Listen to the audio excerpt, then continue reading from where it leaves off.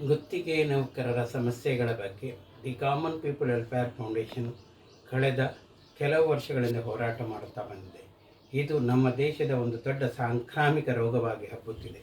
ಗುತ್ತಿಗೆದಾರರು ಭ್ರಷ್ಟಾಚಾರಿಗಳಾಗಿ ಕಾರ್ಮಿಕರ ರಕ್ತವನ್ನು ಕುಡಿಯುತ್ತಾ ಇದ್ದಾರೆ. ಇದರ ಬಗ್ಗೆ ನಮ್ಮ ಸರ್ಕಾರವಾಗಲಿ ಅಥವಾ ಯಾವುದೇ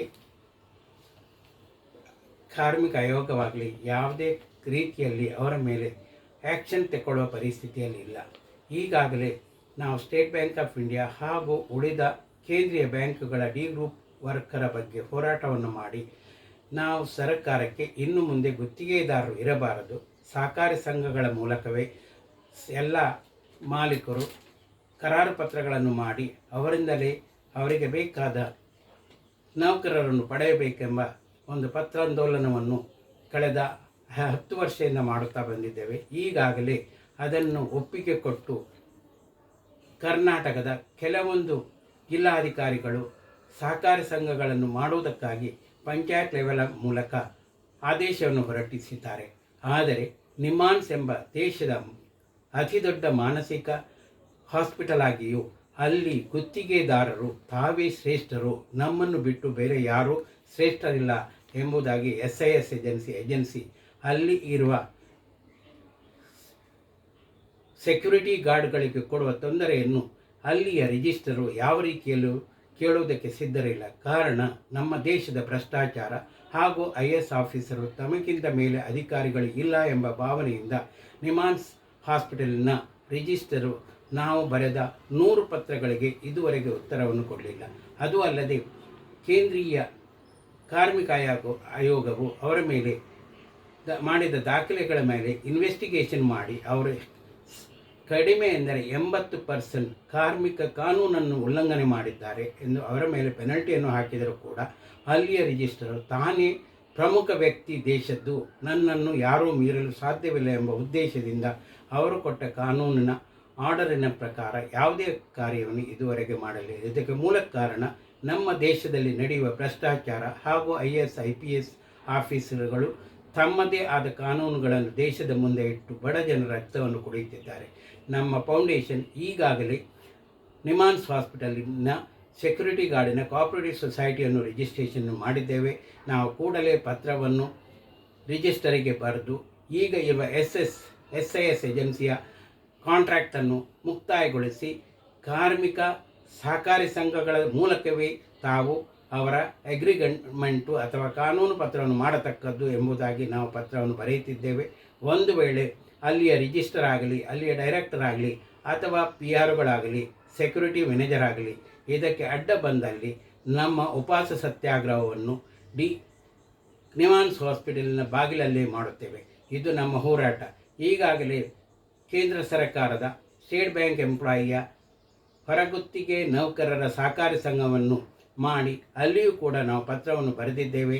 ಅಲ್ಲಿಯ HR ಮ್ಯಾನೇಜರ್ಗಳು ಇದಕ್ಕೆ ಒಪ್ಪಿಗೆಯನ್ನು ಕೊಡುವುದಕ್ಕೆ ಸಿದ್ಧರಿದ್ದಾರೆ. ಆದರೆ ನಿಮಾನ್ಸಿನ ರಿಜಿಸ್ಟರ್ ತಾನೇ ದೊಡ್ಡ ವ್ಯಕ್ತಿ, ದೇಶದಲ್ಲಿ ನನ್ನನ್ನು ಬಿಟ್ಟು ಯಾರೂ ಏನು ಮಾಡಲು ಸಾಧ್ಯವಿಲ್ಲ. ನಮ್ಮ ದೇಶದಲ್ಲಿ ಕೊರೋನಾ ಎಂಬ ಸಾಂಕ್ರಾಮಿಕ ರೋಗಕ್ಕೆ ಮದ್ದನ್ನು ಮಾಡಿದ್ದೇವೆ, ಆದರೆ ಗುತ್ತಿಗೆ ಮಾಲೀಕರ ಬಗ್ಗೆ ಯಾವ ಮದ್ದನ್ನು ಮಾಡಲು ಸಾಧ್ಯವಿಲ್ಲ ಎಂಬುದು SIS ಏಜೆನ್ಸಿಯ ಒಂದು ಅಹಂಕಾರವನ್ನು ನಾವು ಖಂಡಿತವಾಗಿ ಮುರಿದು ತೋರಿಸ್ತೇವೆ. ಅಲ್ಲಿ ನಿನ್ನೆ ತಾನೇ ಬಂದ ಒಬ್ಬ MBA ಆದ ಅಧಿಕಾರಿಯು ಗುತ್ತಿಗೆದಾರರಲ್ಲಿ ಅವರ ಅಡಿಯಲ್ಲಿ ಕೆಲಸ ಮಾಡುವ ಸೆಕ್ಯೂರಿಟಿ ಗಾರ್ಡ್ಗಳಿಗೆ ನೀವು ಕೆಲಸ ಬೇಕಾದರೆ ಮಾಡಿ, ಇಲ್ಲದೇ ಈಗಲೇ ಬಿಟ್ಟು ಹೋಗಿ, ಇದು ಅವರ ಹಕ್ಕಲ್ಲ, ಇದು ವರ್ಕರ ಹಕ್ಕು. SIS ಏಜೆನ್ಸಿ ಹೇಳುವ ಮಾತುಗಳನ್ನು ಧಿಕ್ಕಾರ ಮಾಡಿ ಪ್ರತಿಯೊಂದು ಗುತ್ತಿಗೆದಾರರಲ್ಲಿರುವ ಕೆಲಸದಾರರು ಒಟ್ಟಾಗಿ ನಾವು ಈ ಗುತ್ತಿಗೆದಾರರನ್ನು ನಿರ್ಮೂಲನವನ್ನು ಮಾಡಲೇಬೇಕು. ಸಾಂಕ್ರಾಮಿಕ ರೋಗಗಳಿಗೆ ಮದ್ದಿದ್ದರೆ ಗುತ್ತಿಗೆದಾರರ ಮಾಲೀಕರಿಗೂ ಮದ್ದು ನಾವು ಮಾಡಬಹುದು. ನಮ್ಮ ದೇಶದ, ನಮ್ಮ ಕರ್ನಾಟಕದ ಪ್ರತಿಯೊಂದು ಗುತ್ತಿಗೆದಾರರಲ್ಲಿ ಕೆಲಸ ಮಾಡುವವರು ದಯವಿಟ್ಟು ತಮ್ಮ ಸಹಕಾರಿ ಸಂಘಗಳನ್ನು ಮಾಡಿಕೊಂಡು ಆ ಮೂಲಕವೇ ಪ್ರತಿಯೊಂದು ಮಾಲೀಕರು ಅವರೊಡನೆ ಕರಾರು ಪತ್ರವನ್ನು ಮಾಡತಕ್ಕದ್ದು. ಇದು ದಿ ಕಾಮನ್ ಪೀಪಲ್ ವೆಲ್ಫೇರ್ ಫೌಂಡೇಶನ್ನ ಉದ್ದೇಶ. ಈಗಾಗಲೇ ಕಾಮನ್ ಪೀಪಲ್ ವೆಲ್ಫೇರ್ ಫೌಂಡೇಶನ್ ಕರ್ನಾಟಕದ ಭಾಗಗಳಲ್ಲಿ ಹೋಗಿ ಇದನ್ನು ಪ್ರಚಾರವನ್ನು ಮಾಡುತ್ತಿದ್ದೇವೆ. ನಮ್ಮ ದೇಶದ ಉನ್ನತಿಗೆ ಕಾರ್ಮಿಕರು ಅಗತ್ಯ, ಆದ್ದರಿಂದ ಗುತ್ತಿಗೆದಾರರನ್ನು ನಿರ್ಮೂಲ ಮಾಡುವುದು ನಮ್ಮ ಕರ್ತವ್ಯ. ದಯವಿಟ್ಟು ಪ್ರತಿಯೊಬ್ಬ ಕಾರ್ಮಿಕನು ಒಟ್ಟಾಗಿ ತಮ್ಮ ಸಹಕಾರಿ ಸಂಘಗಳನ್ನು ಮಾಡಿ ಈ ಗುತ್ತಿಗೆದಾರರೆಂಬ ಶಬ್ದವನ್ನು ನಮ್ಮ ಡಿಕ್ಷನರಿಯಿಂದ ತೆಗೆದುಹಾಕಿ ನಾವು ನಮ್ಮ ಸಂಘಗಳ ಮೂಲಕ, ಸಹಕಾರಿ ಸಂಘಗಳ ಮೂಲಕವೇ ಇದನ್ನು ಮಾಡಬೇಕೆಂದು ಈಗಿನ ಎಲ್ಲ ಕಡೆಯ ಜಿಲ್ಲಾಧಿಕಾರಿಗಳು ಆದೇಶವನ್ನು ಮಾಡಿದ್ದಾರೆ.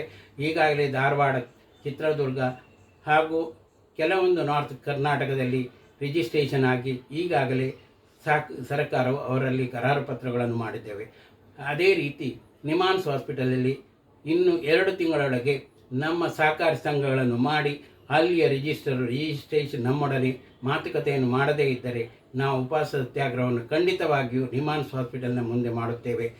ರಿಜಿಸ್ಟರ್, ನೀವು ದೊಡ್ಡ ಜನವನ್ನು ತಿಳಿಯಬೇಡಿ, ನೀವು ಒಂದು ನಾಗರಿಕರು, ನೀವು ಕೂಡ ಸರ್ಕಾರಿ ಎಂಪ್ಲಾಯ್, ನಿಮಗೆ ಇರುವ ಹಕ್ಕುಗಳು ವರ್ಕರಿಗೂ ಇದ್ದೇ. ಪ್ರತಿಯೊಬ್ಬ ಕಾರ್ಮಿಕರು ಅವರ ಹಕ್ಕಿಗಾಗಿ ಹೋರಾಟ ಮಾಡುತ್ತಿದ್ದಾರೆ. ಈ ತಿಂಗಳಲ್ಲಿ SAS ಏಜೆನ್ಸಿಗಳು ಇಲ್ಲೀಗಲ್ ಆಗಿ ಎಷ್ಟೋ ಹಣವನ್ನು ಸೆಕ್ಯೂರಿಟಿ ಗಾರ್ಡ್ಗಳ ವೇತನದಿಂದ ಕಡಿತ ಮಾಡಿದ್ದಾರೆ. ಈ ವಿಷಯವನ್ನು ನಿಮಗೆ ಪತ್ರದಲ್ಲಿ ತಿಳಿಸಿದರೂ ನೀವು ಅವರ ಮೇಲೆ ಯಾವುದೇ ಕಾನೂನಾತ್ಮಕವಾದ ಕ್ರಮವನ್ನು ಕೈಗೊಳ್ಳುವುದಿಲ್ಲ. ಕಾರಣ ಅಲ್ಲಿ ನಡೆಯುವ ಭ್ರಷ್ಟಾಚಾರ. SAS ಏಜೆನ್ಸಿಯು ತಾನೇ ಇಡೀ ಜಗತ್ತಿನ ಗುತ್ತಿಗೆದಾರನೆಂದು ತಿಳಿದು ಬಡ ಕಾರ್ಮಿಕರಿಗೆ ತೊಂದರೆಯನ್ನು ಕೊಡುತ್ತಿದ್ದಾರೆ.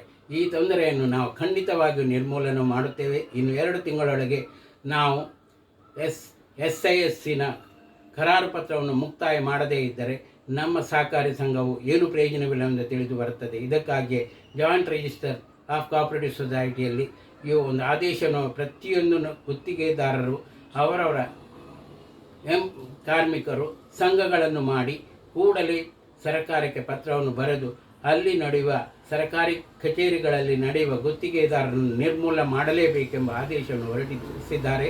ಆದ್ದರಿಂದ SAS ಏಜೆನ್ಸಿ, ನೀವು ಎಷ್ಟೇ ದೊಡ್ಡ ವ್ಯಕ್ತಿಗಳಾಗಿರಬಹುದು, the common people welfare foundation ನಿಮ್ಮ ಕರಾರು ಪತ್ರವನ್ನು 2 ತಿಂಗಳಲ್ಲಿ ಮುಕ್ತಾಯಗೊಳಿಸಿ ನಿಮಾನ್ಸ್ ಹಾಸ್ಪಿಟಲ್ನ ಸೆಕ್ಯೂರಿಟಿ ಗಾರ್ಡ್ ಕೋಆಪರೇಟಿವ್ ಸೊಸೈಟಿಯ ಮೂಲಕವೇ ನಾವು ಕರಾರು ಪತ್ರವನ್ನು ಮಾಡುವುದು ಖಂಡಿತ. ಇದು ನಿಮಗೆ ಸೂಚನೆ.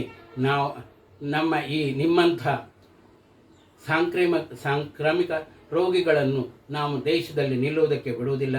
ಗುತ್ತಿಗೆದಾರರನ್ನು ನಿರ್ಮೂಲನೆ ಮಾಡುವುದೇ ದಿ ಕಾಮನ್ ಪೀಪಲ್ ವೆಲ್ಫೇರ್ನ ಉದ್ದೇಶ.